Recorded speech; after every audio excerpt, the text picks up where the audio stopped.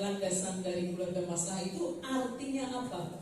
Maqasidus syariah kita tahu Bapak Ibu sekalian ada hifdzuddin, berarti keluarga menjadi madrasah pertama bagi seluruh pihak di dalam keluarga itu untuk saling menjaga agama masing-masing, saling menjaga bagaimana caranya semua pihak itu sambung. Terima kasih. Semua pihak itu bisa ikhtiar untuk menjadi versi diri yang terbaik sehingga bisa bermanfaat secara maksimal sesuai dengan kemampuan masing-masing. Hifdzun nafas, apa artinya hifdzun nafas? Berarti keluarga yang sesuai dengan maqasidus syariah. Dia harus dikelola dengan cara-cara yang membuat jiwa semua anggota keluarga itu terpelihara dengan baik. Bahkan seluruh anggota keluarga itu bekerja sama juga untuk menjaga jiwa yang lain. Jiwa perempuan, jiwa laki-laki, perempuan juga dilindungi dari bahaya untuk wafat karena melahirkan. Meskipun perempuan yang melahirkan itu syahid, tetapi tidak berarti juga perempuan dibiarkan mati karena melahirkan. Tidak begitu kan ya makna dari syahid. Nah ini yang berikutnya adalah hifdzul aql. Berarti keluarga itu mesti menjadi madrasah pertama bagi seluruh pihak untuk menajamkan akalnya dan mencerdaskan, ya, saling mencerdaskan. Bahkan keluarga itu juga bisa mencerdaskan pihak lain seluas-luasnya, termasuk akalnya perempuan.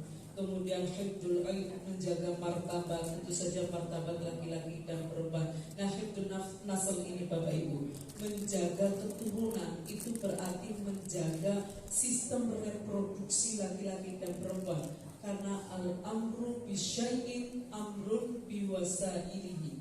Nah, ini yang agak penting sekali untuk direnungkan adalah sistem reproduksi bapak-bapak dan ibu-ibu itu berbeda sekali.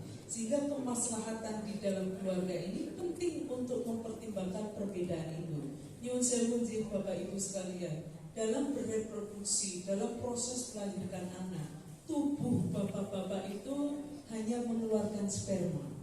Dan itu durasinya menit bahkan detik dan dampaknya nikmat. Leres buatan bapak-bapak. Leres ya.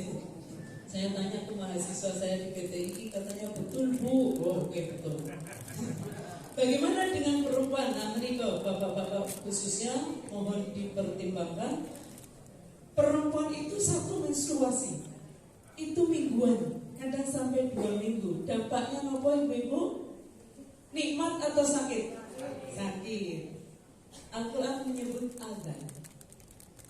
Dan yang menarik sekali di dalam Al-Quran itu ayat menstruasi. Menstruasi hanya dialami oleh perempuan, tapi petunjuknya justru untuk bapak-bapak. Wa yas'alunaka 'anil mahid qul huwa adhan. Katakan menstruasi itu bisa menimbulkan sakit. Fa'tazilun nisa'al mahid, sinten yang diperintahkan untuk menjauhi istri, bapak-bapak. Tapi menjauhi istri bukan karena jijik, melainkan karena sakit. Kalau kita lihat asbabun nuzulnya ini Bapak Ibu sekalian, ada tradisi, bahkan itu sampai hari ini masih terjadi di Nepal. Perempuan yang menstruasi itu dianggap sedang menerima kutukan dari Tuhan, sehingga dia tidak hanya berbahaya tapi juga membahayakan. Sehingga perempuan yang menstruasi itu diusir dari rumahnya, ditaruh di kandang kecil yang itu tertutup rapat. Sehingga banyak perempuan yang meninggal karena kekurangan oksigen. Banyak yang sedang menstruasi diasingkan. Maka fa'tazilun nisa'al fil mahid itu artinya jangan perempuan itu diusir, kalian yang menjauh. Supaya apa? Supaya istri yang sedang menstruasi itu bisa istirahat mengatasi rasa sakitnya. Wala taqrabuhunna hatta yatuhhur, dan jangan dekati untuk hubungan seksual siapa yang sedang dilarang, bapak-bapak. Jadi menstruasi tapi petunjuknya untuk bapak-bapak. Ini menarik sekali. Bapak-bapak kira-kira ya, walaupun menstruasi itu hanya dialami oleh istri, tapi tanggung jawab untuk membuat pengalaman menstruasi itu tidak makin sakit juga menjadi tanggung jawab bapak-bapak. Di akhir ayat itu menarik nih Bapak Ibu. Innallaha yuhibbut tawwabin. Sesungguhnya Allah mencintai orang yang bertobat. Apa itu orang yang bertobat? Orang yang menyesali perilaku kelirunya, Maka bapak-bapak menawi boten peduli dengan sakitnya istri ketika menstruasi, mari bertaubat. Gimana caranya bertaubat? Caranya bertaubat itu makin sayang pada istrinya ketika sedang menstruasi, karena menstruasi itu sakit. Bagaimana dengan hamil, melahirkan, nifas dan menyusui?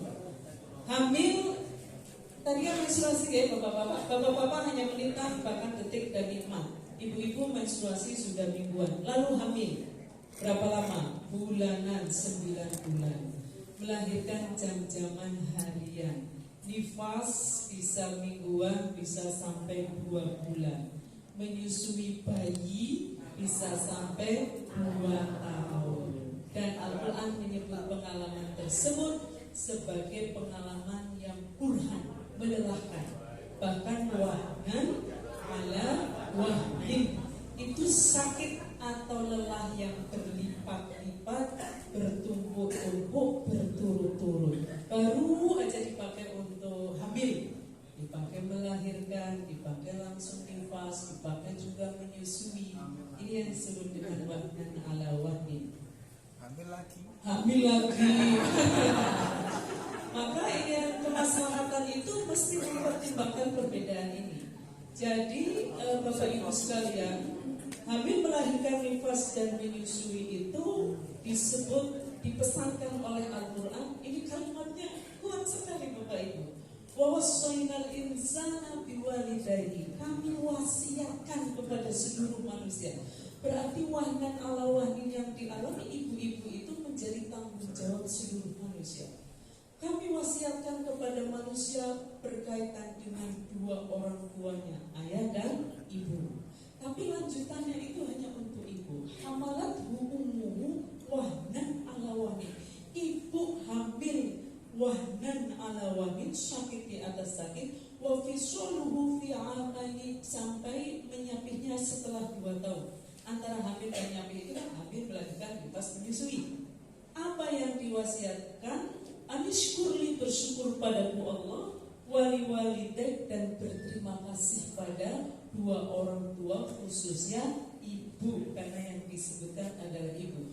Ayat ini dahsyat sekali Bapak Ibu. Kalau kita lihat asbabun nuzulnya sekali lagi, mengapa? Karena masyarakat itu melihat sistem reproduksi perempuan yang berdarah-darah.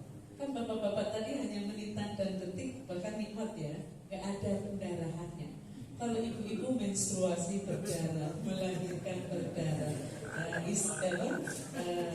nifas berdarah, belum lagi nanti istihadah berdarah lagi.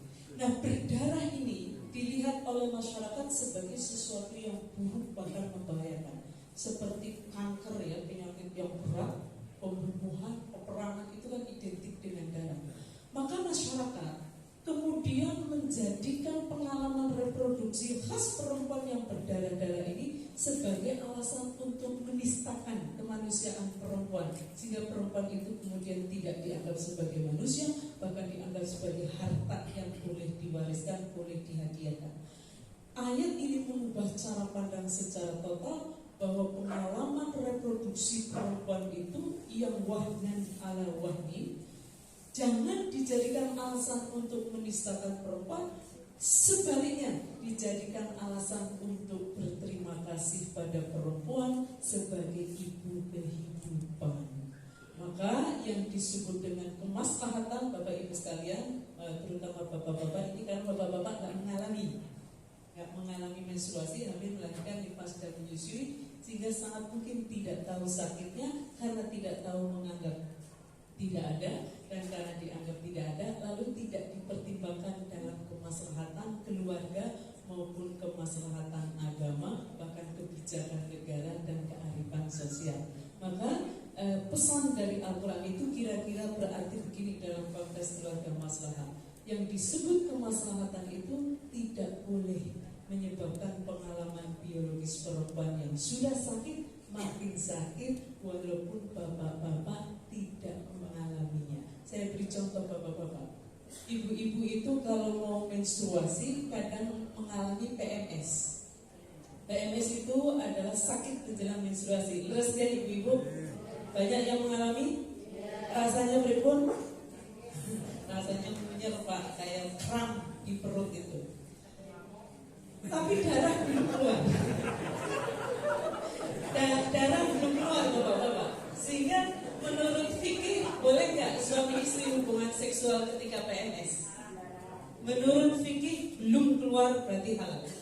Makanya makhluk berakal budi itu sesungguhnya apa yang disebut Islam tidak cukup halal, tetapi harus thayyiban, dia berdampak baik bagi semua pihak. Bahkan yang halalan thayyiban itu juga harus ma'rufan, pantas dilakukan oleh makhluk yang berakal budi.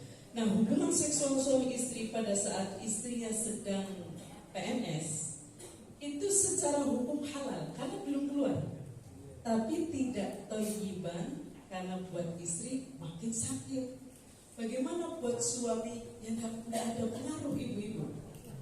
Karena nikmatnya suami bukan pada ibu-ibu jujur ya, namun dewasa semua pada ejakulasi itu.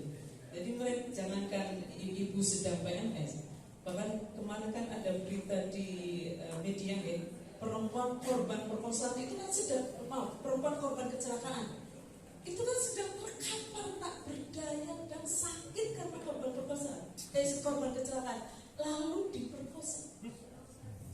Artinya bagi laki-laki nggak ada soal, bagi perempuan itu tentu soal sekali.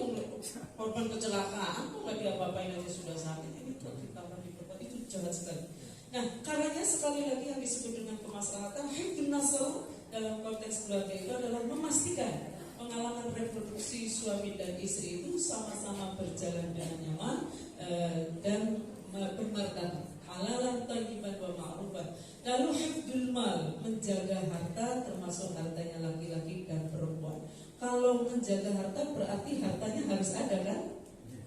Hartanya harus ada, berarti hifdzul mal juga membuka akses untuk bekerja. Karenanya hifdzul mal dalam konteks keluarga maslahah itu adalah suami istri saling dukung untuk bekerja, tapi hasil kerjanya itu